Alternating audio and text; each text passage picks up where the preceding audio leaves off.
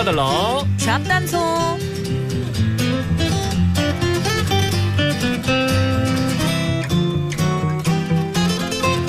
세상은 넓고 직업은 너무나도 많습니다. 재미있고 특이한 직업을 가진 분들을 만나보는 시간이죠. 달라달라 잡담소 시간입니다. 네, 손짓으로 만들어내는 보이는 언어를 수어라고 하죠. 오늘은 수어를 구사하며 청각장애인의 소통을 도와주는 경남 농아인협회 백승훈 수어통역사 연결해서 이 수어통역사란 직업에 대해서 자세히 알아보도록 하겠습니다.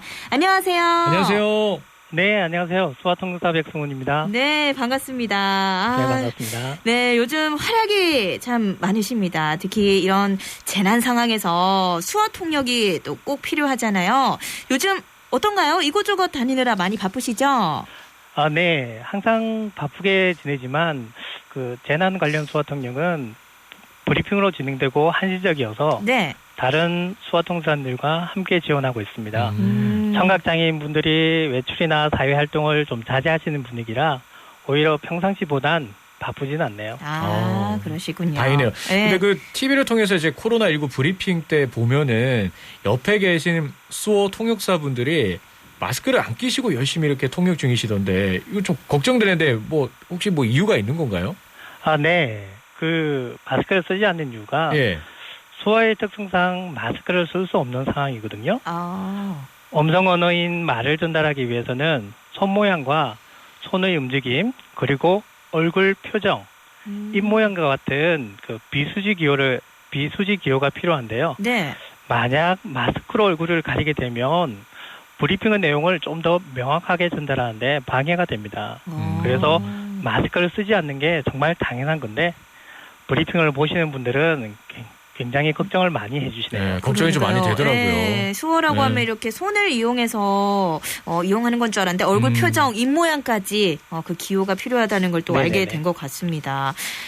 최근에 영화 기생충 그 봉준호 감독의 통역을 맡은 샤론체라는 통역사가 또 화제가 됐잖아요. 이처럼 이렇게 언어 통역이 한 언어의 말을 다른 언어의 말로 바꾸는 작업이라면 이 수어 통역은 말 그대로 말을 손짓과 표정으로 바꾸는 작업인 것 같은데 맞나요? 네, 맞습니다. 수어 통역은 말을 손짓과 표정으로 전달하는 것인데요. 두 개의 언어를 사용하는 사람들과의 의사소통을 지원하는 거죠. 다시 말해 말을 수어로 바꾸거나 아니면 수어를 말로 바꿔서 서로가 원활한 의사소통을 할 수 있도록 지원하는 작업입니다. 네. 저도 샤론체라는 통역사의 실력에 굉장히 놀랐는데요. 함축된 의미를 정확하게 전달하는 것은 통역사에 필요한 자질이라고 생각했죠. 그 영화나 연극에 출연한 배우들은 천의 얼굴을 가진 사람들이라고 하잖아요. 그렇죠. 네, 수어통역사도 배우처럼 일상생활의 다양한 일들을 경험할 수 있는 직업이라고 생각합니다. 수어통역이 가장 필요한 사람들이 청각장애인들이거든요.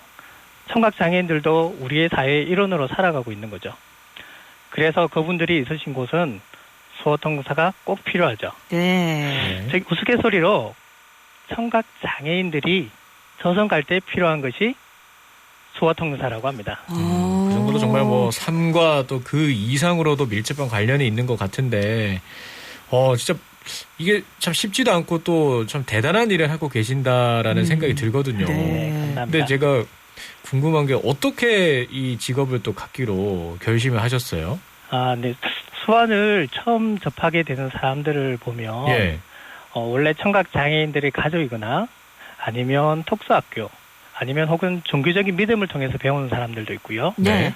또는 수어교실이나 수어 동아리 같은 모임을 통해서 많이 배웠던데요. 저는 고등학교 때 길거리에서 마주친 수어교실 홍보 포스터 거기에 그려진 수어 표현이 있었는데요. 네. 그것을 보고 제가 처음 관심을 가지게 됐습니다. 손으로 소통할 수 있다는 사실이 그 시절에는 굉장히 신선한 충격이었거든요. 네. 그 후에 고등학교를 졸업하고 대학을 입학하면서 수화 동아리를 통해서 처음 수어를 배우게 되었어요. 그 후에 그 청각장애인들을 위해서 정부에서 수화통역센터가 생겼고요. 자연스럽게 직업으로 선택하게 된 거죠. 네. 제 인생에서 그 그림 한 장이 이런 수어통역사 일을 하게 된 계기가 될 줄은 사실 저도 몰랐습니다. 와, 그러셨겠네요, 진짜. 그 그림을 통해서 손으로 뭔가를 소통할 수 있다는 사실, 그걸로 진짜 어떻게 보면 운명적인 그림이 아니었나라는 생각이 듭니다. 네. 근데 이게 수어 통역사는 어떻게 될 수 있는 건지 좀 궁금한데요. 언어 통역사가 되고 싶으면 그 통번역 대학원에 진학한다고는 들었는데 이게 수어 통역도 전공이 따로 있나요? 네, 수어 통역은 통역 전공을 하지 않아도 되고요. 네. 하지만 당연히 수어 실력은 좀 필요한데 공식적인 절차로서는 국가 공인 수어 통역사 자격이 있어야 합니다. 하지만 현재 도내에서나 전국적으로 보면 자격증을 소지하신 분들이 좀 적어서 자격증이 없어도 수어 통역사 활동은 가능하시고요. 네. 단 청각 장애인들에 대한 이해와 수어 능력이 좀 필요하죠. 수어는 도내 각 경남 농아인협회 시군지회를 통해서 배울 수 있고요. 대학 관련 수어 통역과는 천안과 평택에 있습니다. 아, 그렇구나.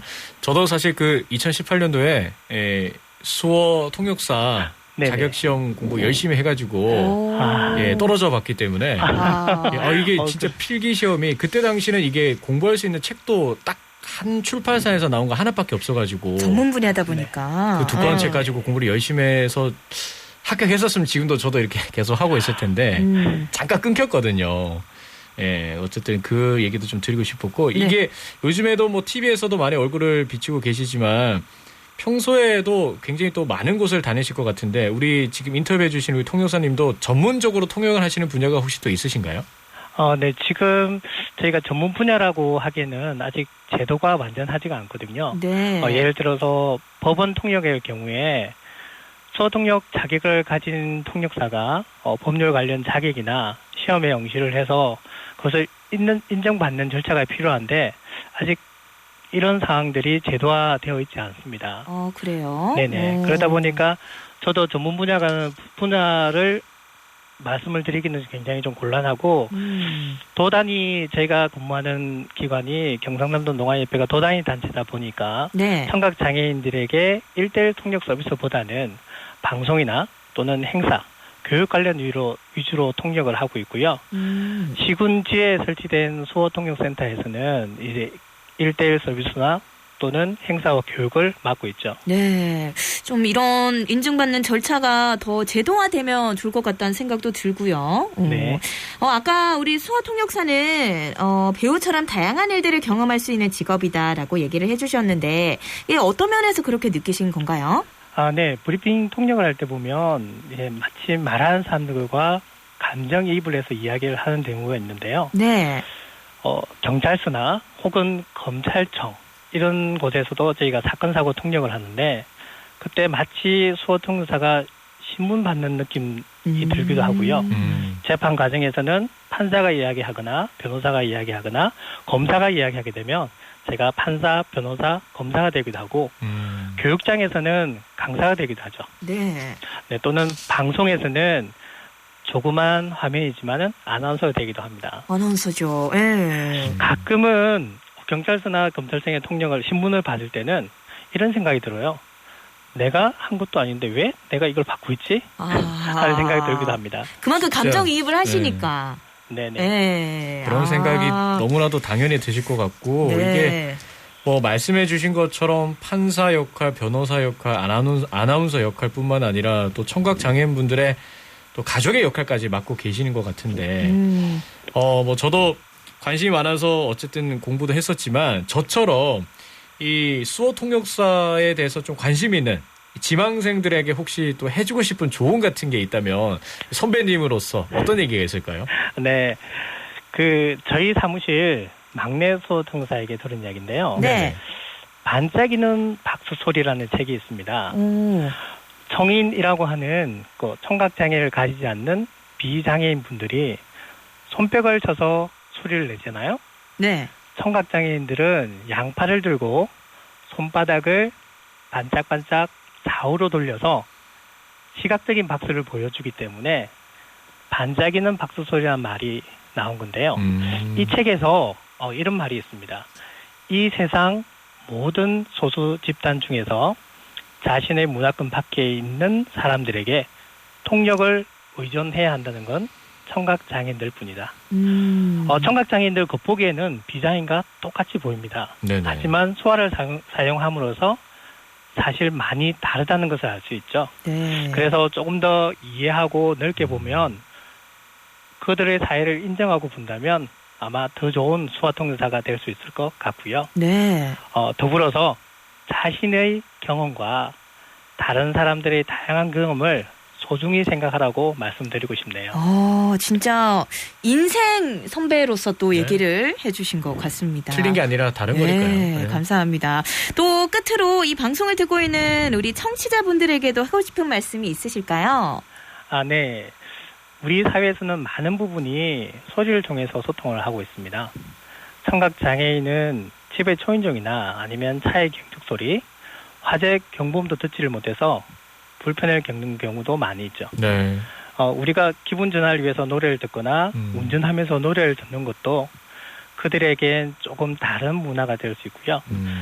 지금 여러분들이 듣고 계시는 라디오도 청각 장애인들에게는 접근하기 힘든 문화입니다. 그렇죠. 네. 하지만 청취자분들이 조금의 관심만 보여주신다면 청각 장애인들의 소통은 어렵지 않습니다. 예를 들어 간단한 수어를 배우실 수도 있고요. 네. 그리고 청각 장애인 입장에서 생각하신다면 이미 여러분들은 장애인들과 소통하고 있는 것입니다. 네. 진짜 이게 멋진 말씀이신 것 같아요. 와, 네. 그렇네요. 진짜 저희도 그냥 라디오를 진행하면서 사실 이게 또 청각 장애인들에겐 또 접근하기 힘든 문화라는 거를 또 다시 한번 알게 됐는데 이런 네. 걸 좀 우리 청취자분들이 관심을 가지고 이런 것들을 또 표현할 수 있는 그런 수어들도 조금씩 배워둔다면 더 좋지 않을까라는 생각이 듭니다. 오늘도 이렇게 수어 통역사 분과 함께 이야기 나눠보니까 저희도 많은 걸 배운 것 같은데요. 오늘 소중한 말씀 감사합니다. 다음에 또 함께 할게요. 고맙습니다. 네, 감사합니다. 네, 달라달라 잡담소 경남 농아인협회 백승훈 수어통역사와 함께했습니다.